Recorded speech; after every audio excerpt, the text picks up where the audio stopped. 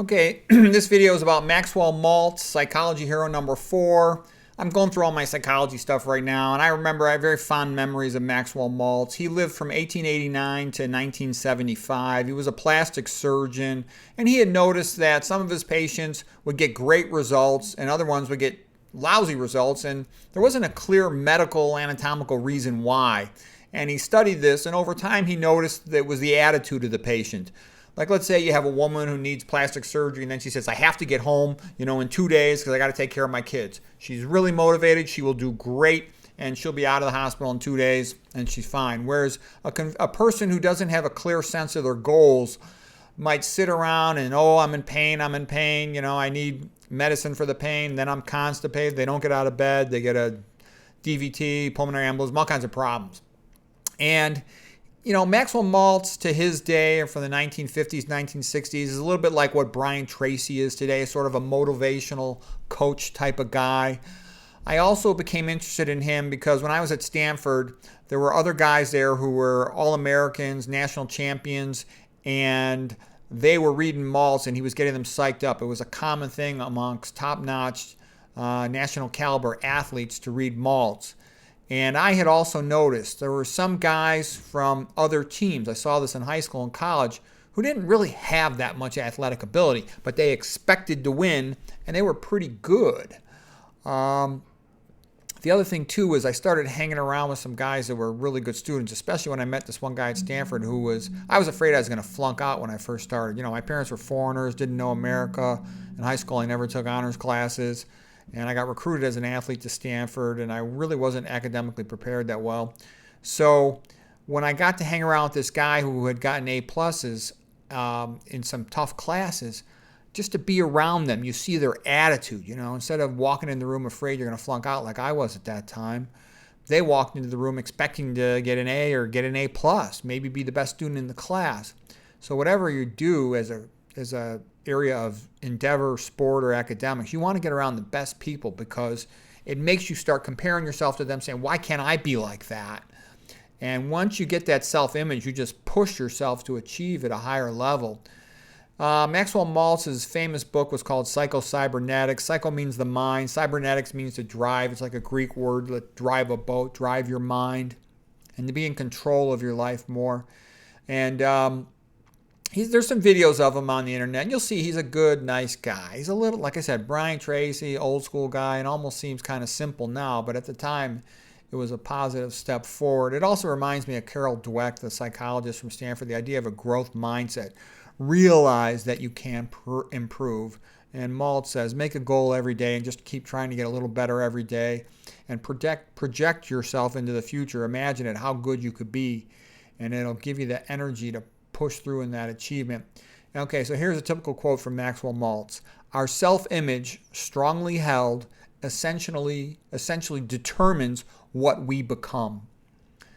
The self-image is the key to human personality and behavior. If you change the self-image, you will change the personality and behavior of that person. So that's the thing too. If you're a parent or a coach, you want the student, the child, the athlete to develop a high self-esteem. I mean, of course, they have to earn it. They have to do the work. But there's also a way of thinking. Like a typical example is, Mark Schultz, the world and Olympic champion, my wrestling coach at Stanford. He was hanging around with Gene Mills, who set records for pinning, the national collegiate record. And they were in Russia wrestling in a big tournament, Tbilisi.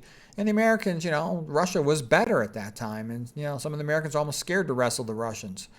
And so anyways, Gene Mills had to wrestle this world champion named Shagayev, and Mark asked him, how do you think you're going to do against Shagayev? And he's like, I'm going to kick the shit out of Shagayev. And the reason I bring that up is Gene Mills went out and he beat the crap out of this guy who was a former world champion. And so I say that because that's the attitude of guys who become great, is they say, why can't I be the best? Why shouldn't I be the best? And then they push towards it, each day getting better. So that really helped me. As soon as I started hanging around with the guy who was getting A pluses, I figured out how to get an A just from imitating him in a sense. Let's see, what else? You want to set your goals high. Even if you fail, if you got a high goal, you'll still probably do pretty well. And that works for sports or academics. Okay. So more Maxwell Maltz quotes here. To change a habit, make a conscious decision and then act out the new behavior. It typically takes about 21 days to change a new habit. Self-esteem is as necessary to the spirit as food is to the body. Self-image sets the boundaries of individual accomplishment. A human being always acts and feels and performs in accordance with what he imagines to be true about himself and his environment. Every day we must have a goal, and we need that goal to make the day count for something. Get yourself a goal worth working for. Better still, get yourself a project. Maxwell Maltz quotes. And I know that's true. Like a lot of doctors, you have to work really intensely. You're kind of like an educated assembly line factory worker, okay? And if you only make it your goal to get through the day as fast as possible, you're probably not going to learn that much. And over time, you'll start going downhill. But if you say to yourself each day, yes, I got to do all this work, but whenever something interesting comes up, I'm going to look it up on the internet or in a book so that I keep on learning. And you might go home an hour late that day, hour and a half late because you spent time reading and studying, or you'll call a friend who's an expert in the subject and ask them to explain it to you, but you're constantly getting better every day. And over time, you get a lot better. And you get this strong sense of competence and excellence, and that's a good feeling. It's worth it. Maxwell Maltz continues. Self-improvement is the name of the game, and your primary objective is to strengthen yourself. You will act like the sort of person you believe yourself to be. If you think that you are smart, then you will work to prove that you are smart. That is very true. If you want to prove you're smart, and you're going to be in a lot of situations where people want to insult you or put you down, then it will energize you, okay? I've had plenty of times where people insulted me or put me down, and I was like, fine, go ahead. You will see. Just watch me. You will see how good I am. And I would work hard anyways, but I would work extra hard just to prove that I could achieve whatever it was at the time. Like I had one doctor insulted me at the beginning of my radiology residency. And he's like, oh, we got a Puerto Rican. I better watch my hubcaps in the parking lot, and like, kind of, gave me this joke. Oh, how'd you get in? Affirmative action. And I was like, I didn't say anything, but I was like, you know what, pal? You just wait. I will be the best resident in this entire program. You will see. Okay. And anyways, that type of attitude, it helps. Okay. Imagination sets the goal picture, which our automatic mechanism works on. We will act or fail to act, not because of will, as is so commonly believed, but because of imagination. And that's another thing too. You want to be around people who are successful and motivated because you start to think like they do. Like I said, I was around the guy who was getting A+, and I started to believe I could get an A. Then I started hanging around with the Schultz brothers, the world and Olympic champions, and I went from, just hoping I'd be 500 to, setting record for wins, at Stanford, 39 a season. I was scared of the Schultz brothers my first 2 years of wrestling, so I didn't talk to them much. But then I was kind of desperate in the spring of my sophomore year, so then I went to ask them for help. And man, I got better faster. So you could find those role models as fast as you can and ask them to help you, or just study them, and you'll get better a lot faster. Maxwell Maltz continues.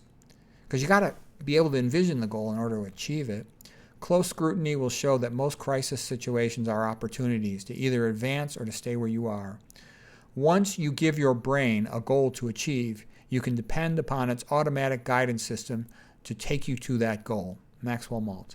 Yeah, write it down, put it on a piece of paper, tape it to the mirror in your bathroom, focus your energy on getting that goal and work your tail off to get it, and you magnify what you're capable of doing. I know, like when I'm interested in a subject, let's say I'm trying to figure out the biochemistry of diabetes, I just get myself obsessed with diabetes for a couple of months. And then I get all this energy to study it. You have to have that obsession. You can't do 5 different things or you just dilute your energy. You got to focus your energy on a task. And anyways, Maxwell Maltz helps self-image. He's a lot like Brian Tracy.